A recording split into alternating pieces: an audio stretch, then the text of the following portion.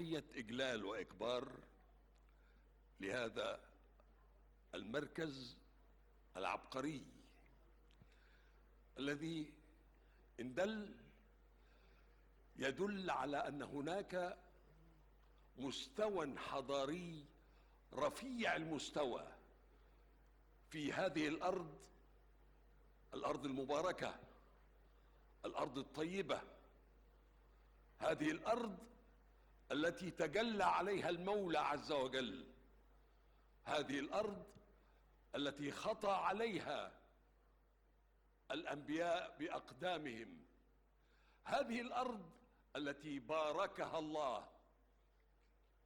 مصر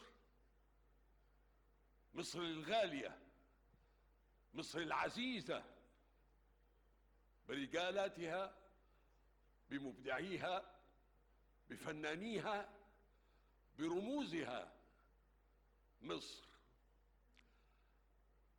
شيء جميل جدا النهارده ان المكان اللي جيته زمان قوي عشان اقدم مع مجموعة من خريجي الفنون المسرحية رواية شكسبير هاملت، وجيت والتقيت لأول مرة بالأب العزيز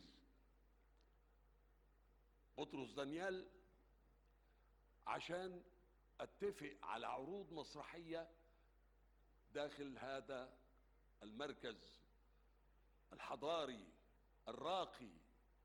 ودارت الأيام وتفضل وتكرم بدعوتي لحضور حفلات الكورال والإنشاد، والأول مرة أسمع الأرغن بين جنبات صحن هذه الكنيسة. شيء رائع، شيء راقي. أنا أفخر أن على أرض مصر هذا المكان المقدس. مرة أخرى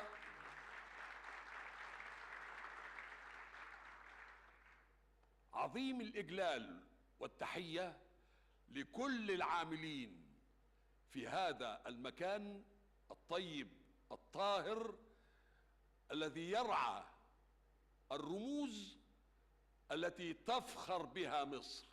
تحيا مصر، تحيا مصر، تحيا مصر.